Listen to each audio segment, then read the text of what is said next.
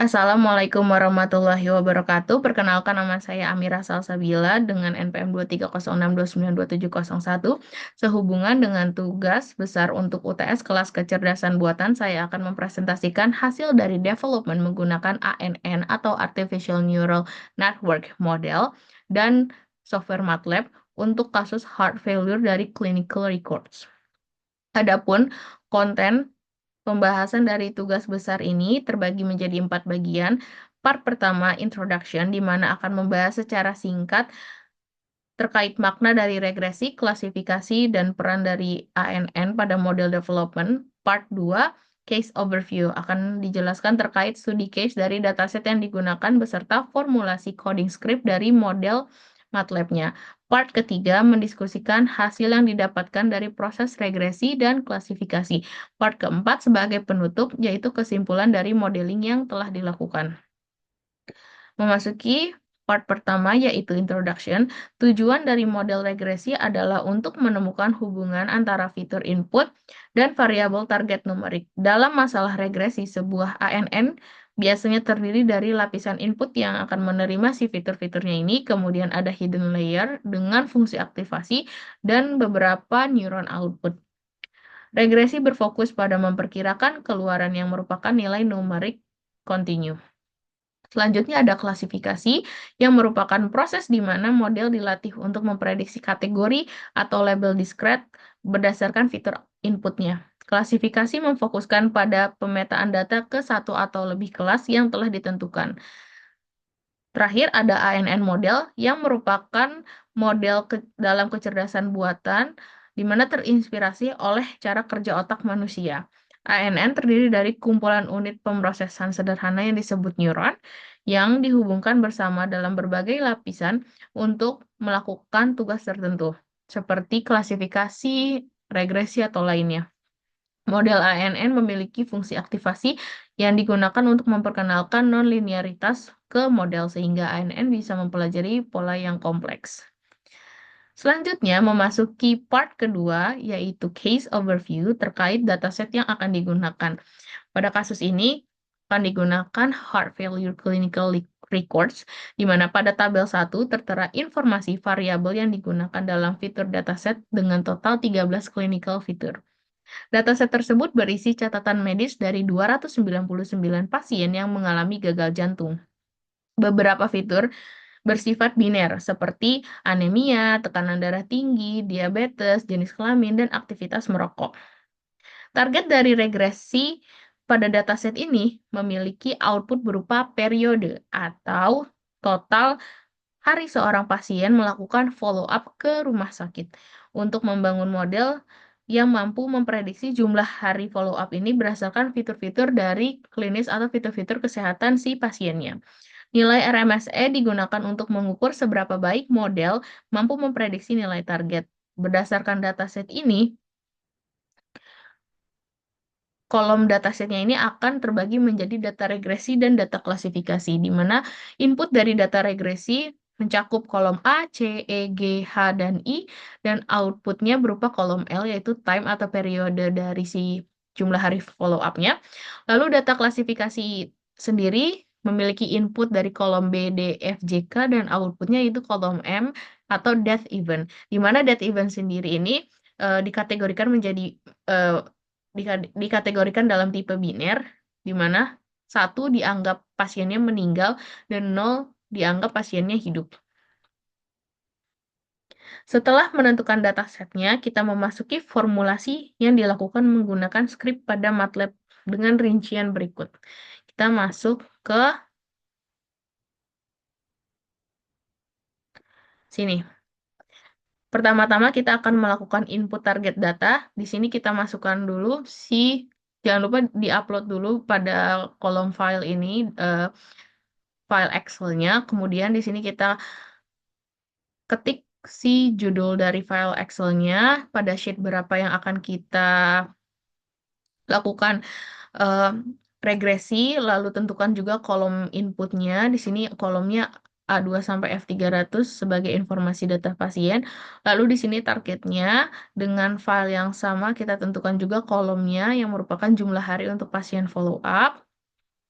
Lalu di sini ada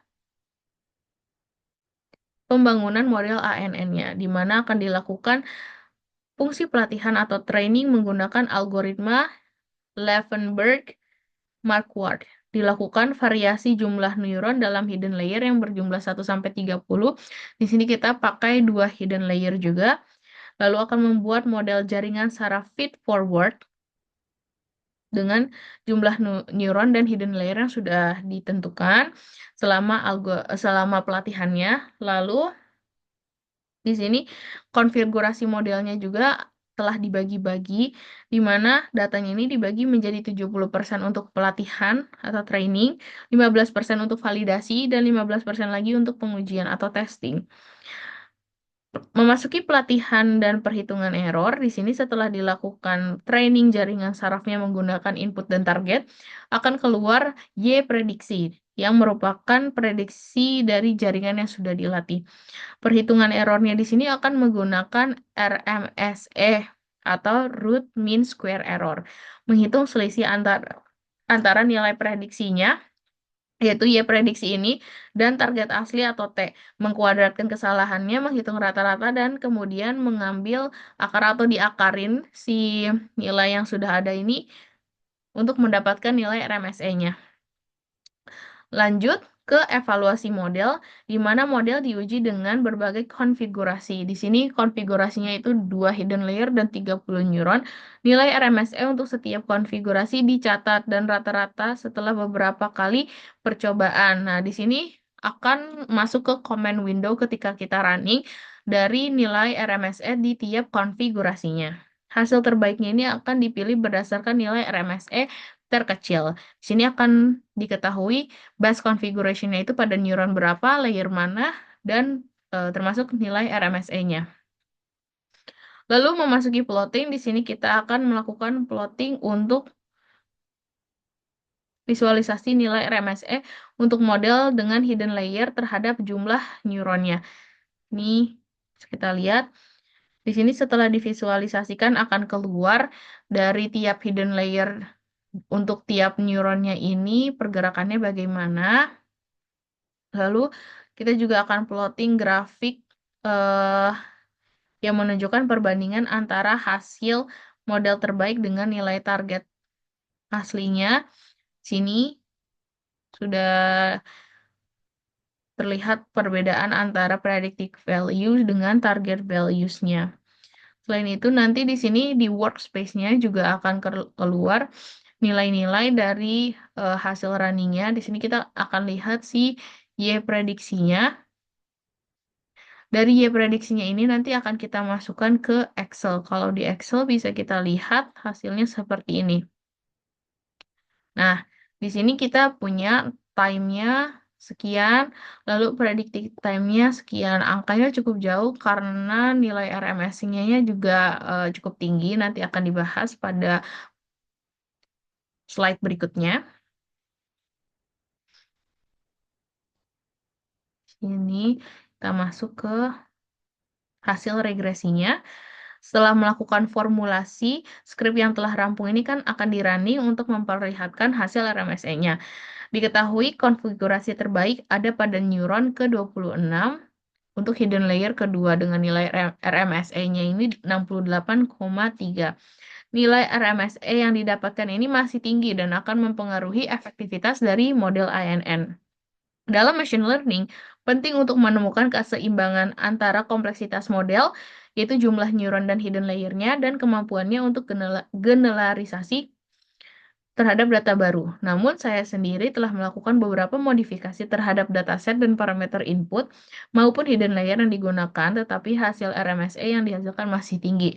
Penyebab potensi RMSE yang tinggi ini dapat berasal dari underfitting ataupun overfitting. Ini akan dibahas pada hasil kurva regresinya pada slide-slide berikutnya. Model memiliki indikasi salah satu dari keduanya ini, antara underfitting atau overfitting, yang menyebabkan performa dan arsitektur jaringannya ini kurang relevan saat pengujian. Jumlah data yang tidak terdistribusi secara seimbang dalam kelas target dapat menyebabkan metode ini juga tidak mampu belajar dengan baik. Lalu untuk hasil grafik regresi antara prediksi dan nilai targetnya ini menunjukkan adanya deviasi besar antara nilai target sama nilai prediksinya. Meskipun data yang telah dilatih dengan menambahkan hidden layer ataupun neuron, hasilnya juga masih menunjukkan masalah atau gap yang setipe. Garis merah ini menunjukkan prediksi yang dihasilkan oleh model ANN, dan garis biru ini menunjukkan nilai target atau actual, di mana nilai yang sebenarnya yang harusnya diprediksi oleh model ANN. Model ANN sendiri menghasilkan prediksi yang eh, masih jauh dari pola targetnya, jadi prediksi ini tidak menunjukkan pola tren seperti target. Lalu memasuki hasil regresi terkait kurva regresinya. Di sini kurvanya ini terbagi menjadi training, validation, test, dan all, di mana masing-masing grafik menunjukkan hasil regresi model dengan nilai koefisien atau korelasi R yang berbeda untuk setiap datanya. Ini akan kita bahas satu persatu, di mana di sini untuk kurva trainingnya menunjukkan hubungan antara target nilai sebenarnya dengan nilai prediksi. Artinya, model ini mulai memahami hubungan antara variabel input dan output, namun belum optimal. Lalu, garis regresi yang biru ini tampaknya tidak sepenuhnya sesuai dengan distribusi titik-titik data yang menyebar, menunjukkan model masih kurang dalam hal kesesuaian pada data training. Lalu memasuki validation testnya menunjukkan hasil pada data validasi dengan nilai R yaitu 0,30715, di mana menunjukkan korelasi nilai target dan output model pada menunjukkan hasil pada data validasi, di mana nilai R-nya ini menunjukkan korelasi yang cukup jauh antara nilai target dan output model pada data validasi. Ini menunjukkan bahwa model memiliki kesulitan untuk menggeneralisasikan hubungan pada data yang tidak terlihat selama training. Lalu test setnya ini menunjukkan performa pada data pengujian, di mana nilai R-nya yaitu 0,18036, dan keseluruhan data ini memperlihatkan hasil data model pada keseluruhan data antara training, validation, sama si targetnya, yaitu dengan nilai R 0,4237, di mana berdasarkan kurva regresi ini terindikasi adanya underfitting. Kenapa? Karena nilai R trainingnya ini lebih besar dibanding nilai validation dan nilai tesnya, dan hal ini menunjukkan bahwa jika model tidak cukup kompleks untuk menangkap pola dalam data dengan baik.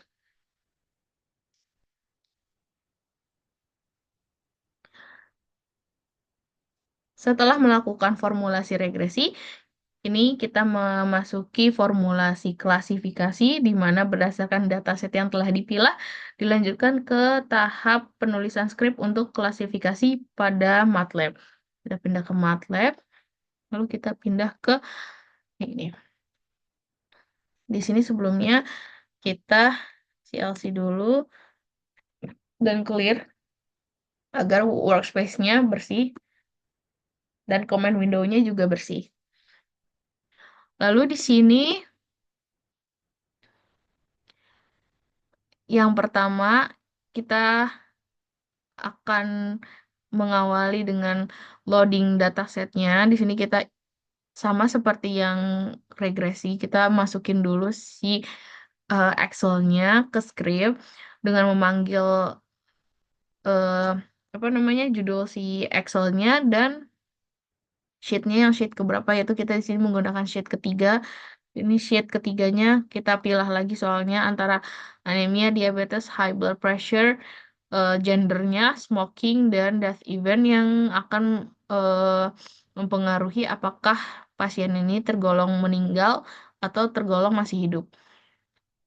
Lalu di sini setelah fungsi XLS read-nya ini akan membaca data dari file Excel-nya, nanti akan melakukan definisi input dan output, di mana diambil dari kolom A sampai E. Sini A sampai E untuk inputnya, karena F ini akan kita jadikan sebagai outputnya, yaitu death event-nya. Lalu kita memasuki konfigurasi neural network-nya. Pada di sini nih, yang ini kita akan melakukan training, yang merupakan fungsi pelatihan jaringan saraf. Dalam hal ini masih menggunakan training yang sama, yaitu Levenberg Marquardt. Fungsi ini adalah metode optimasi yang sering digunakan untuk melatih jaringan saraf karena cepat dalam konfigurasi untuk masalah ukuran sedang. Lalu di sini ada hidden layer size. Kali ini saya menggunakan jumlah neuronnya ini sebanyak 10 neuron untuk satu hidden layer. Lalu di sini ada NAT pattern di mana menciptakan jaringan saraf untuk tugas klasifikasinya. Fungsi pattern-net ini digunakan untuk masalah klasifikasi yang diatur dengan hidden layer yang memiliki 10 neuron dan menggunakan fungsi pelatihan dari si trainingnya ini. Lalu selanjutnya adalah kita melakukan setup pembagian data untuk training, validasi, dan testing. Masih sama, kita melakukan pembagian 70% untuk pelatihan, 15% untuk validasi, dan 15% untuk pengujian. Di mana pembagian ini digunakan agar jaringan saraf bisa melakukan training, melakukan validasi, dan melakukan pengujian. Lalu di sini ada training, di mana fungsi ini akan melatih jaringan saraf menggunakan data input dan target yang sudah ditentukan, di mana akan mengoptimalkan bobot si jaringannya ini untuk meminimalisir error. Lalu di sini ada memasuki prediksinya. Di sini menghasilkan prediksi dari jaringan saraf menggunakan si data inputnya. Setiap input diberikan ke jaringan dan jaringan akan mengeluarkan nilai probabilitas atau skor yang mewakili prediksinya. Lalu ada performance. Di sini menghitung performa jaringannya, biasanya dalam bentuk error atau akurasi. Fungsi ini akan membandingkan prediksi dengan label yang sebenarnya atau output. Selanjutnya kita masuk ke konversi prediksi menjadi label kelas dalam bentuk binary.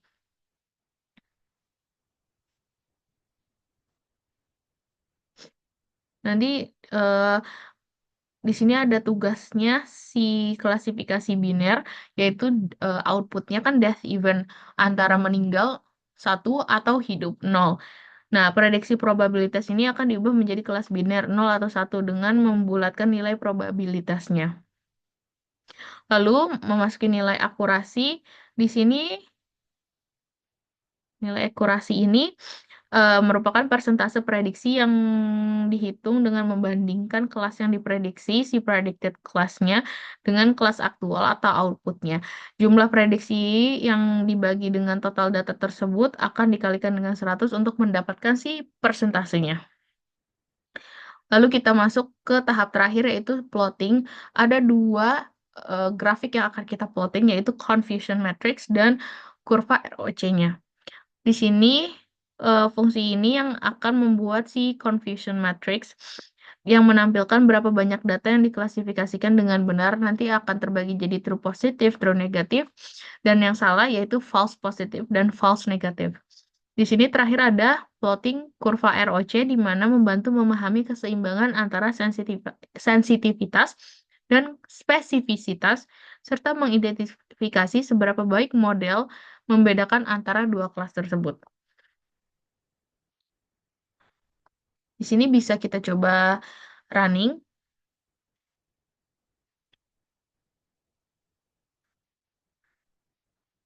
Nah, ketika kita running di sini, kita akan mendapatkan si plot ROC-nya, dan di sini kita akan mendapatkan confusion matrix-nya.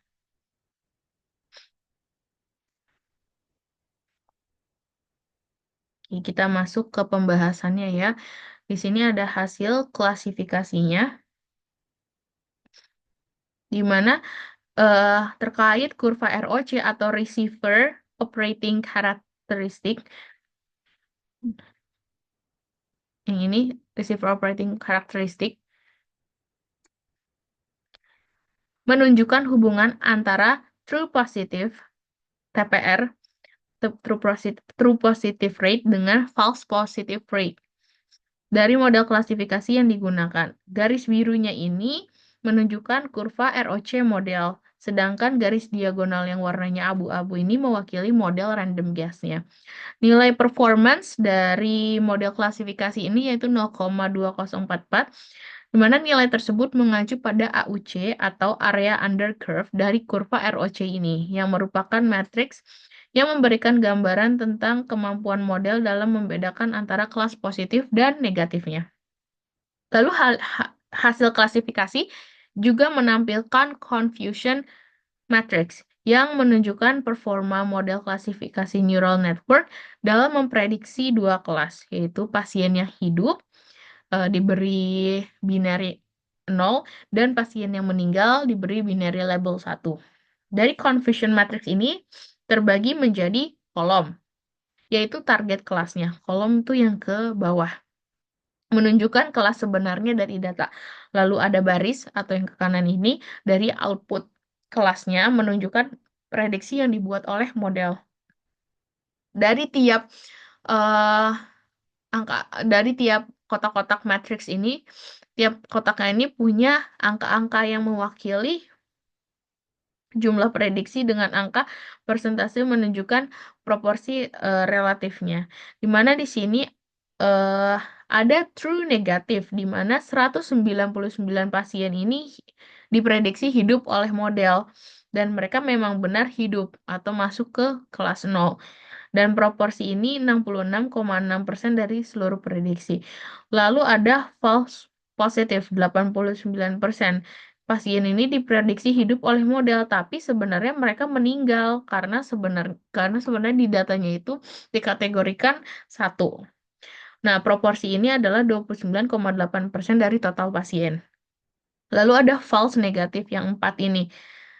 Jadi berarti 4 pasien diprediksi meninggal oleh model, tapi sebenarnya mereka masih hidup, masuk ke kategori hidup. Jadi kelas sebenarnya adalah 0, tapi dianggapnya 1. Ini menunjukkan 1,3% dari total prediksi. Yang terakhir ini ada true positive, di mana 7 pasien diprediksi meninggal oleh model, dan mereka memang benar-benar meninggal. Ini merupakan 2,3% dari total pasien, di mana kita dapatkan angka akurasi klasifikasinya itu sebesar 68,9%.